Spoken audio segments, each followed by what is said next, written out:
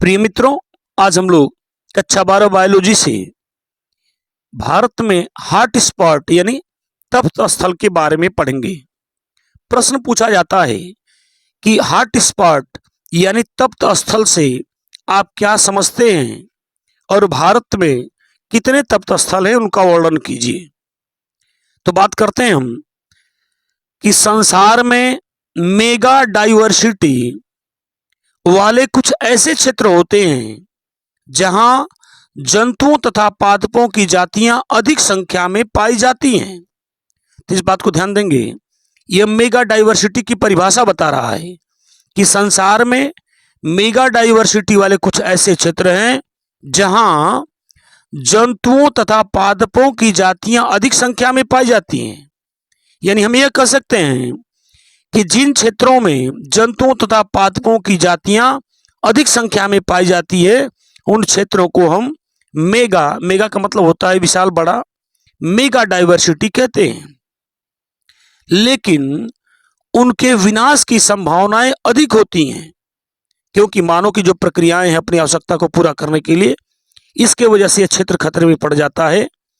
ऐसे क्षेत्रों को तप्त स्थल कहा जाता है। इन क्षेत्रों के संरक्षण की अत्यधिक आवश्यकता है। वर्तमान समय में संसार में हॉट स्पॉट की कुल संख्या 34 है। ये संसार के कुल क्षेत्रफल के 1.4% भाग में स्थित है और यह संसार की कुल आबादी की 20% आबादी इस क्षेत्र में रहती है। तीन शब्दों को थोड़ा ध्यान देंगे। वर्तमान समय में संसार में कुल कितने हॉट स्पॉट हैं? लगभग तो 34। और ये संसार के कुल क्षेत्रफल के कितने हिस्से में है? तो 1.4% हिस्से में है। और संसार की कुल आबादी की आबादी इसमें कितनी रहती है? तो 20% आबादी इस क्षेत्र में रहती है। इन क्षेत्रों में जैव विविधता को नष्ट करने के लिए मानव ही उत्तरदायी है। यानी ये जो हॉट स्पॉट के जो क्षेत्र हैं, तप्त स्थल हैं, इनमें जो जीव जंतुओं का खतरा, जिन जो जीव जंतुओं के जीवन को खतरा है, यह मानव के द्वारा ही उत्पन्न हुआ क्योंकि मानव ने अपनी आवश्यकता को पूरा करने के लिए तरह तरह के अपने क्रियाकलाप प्रस्तुत किए हैं। अब आते हैं भारत में। पूछा गया कि भारत में कितने तप्त स्थल हैं? भारत में कुल 3 तप्त स्थल बताए गए हैं। जिनमें पहला हिमालयन क्षेत्र है। यानी पहला हॉट स्पॉट भारत में कौन बता दिया है? हिमालयन क्षेत्र। नाम से ही पता है हिमालय का क्षेत्र है। यह भारत के उत्तरी तथा पूर्वी भाग में स्थित है। यह हॉट स्पॉट कहां है? भारत के उत्तरी तथा पूर्वी भाग में स्थित है। इसमें असम, नेपाल, भूटान तथा सिक्किम सम्मिलित हैं। इस क्षेत्र में पादप तथा जंतु जातियों की बहुलता है, यानी अधिक संख्या में ये पाई जाती हैं। इस क्षेत्र में शीतोष्ण जंगल यानी ठंडे जंगल का मध्य दिया, गहरी गहरी घाटियां। चूंकि ये गहरी गहरी घाटियां हैं इसलिए हर घाटी में अलग तरह के जीव पाए जाते हैं।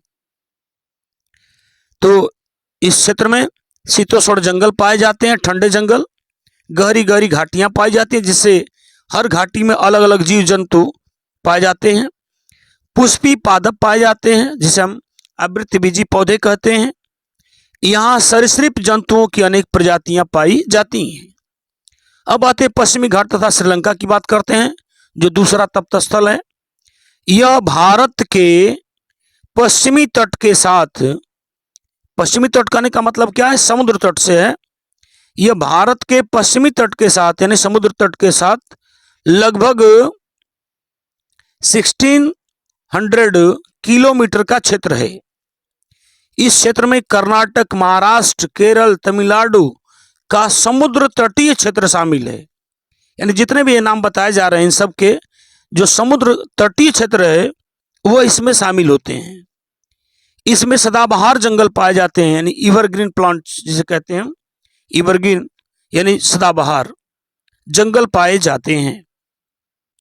अब बात करते हैं इंडो बर्मा, जो थर्ड हमारा हॉट स्पॉट है। नाम इसमें देख रहे हैं, इंडो भी है, वर्मा भी है। तो यह जो हॉट स्पॉट है केवल भारत में नहीं है, यह बर्मा में भी कुछ हिस्सा है इसका, इसलिए कहा गया कि इस हॉट स्पॉट का कुछ भाग भारत में है और कुछ भाग बर्मा में है।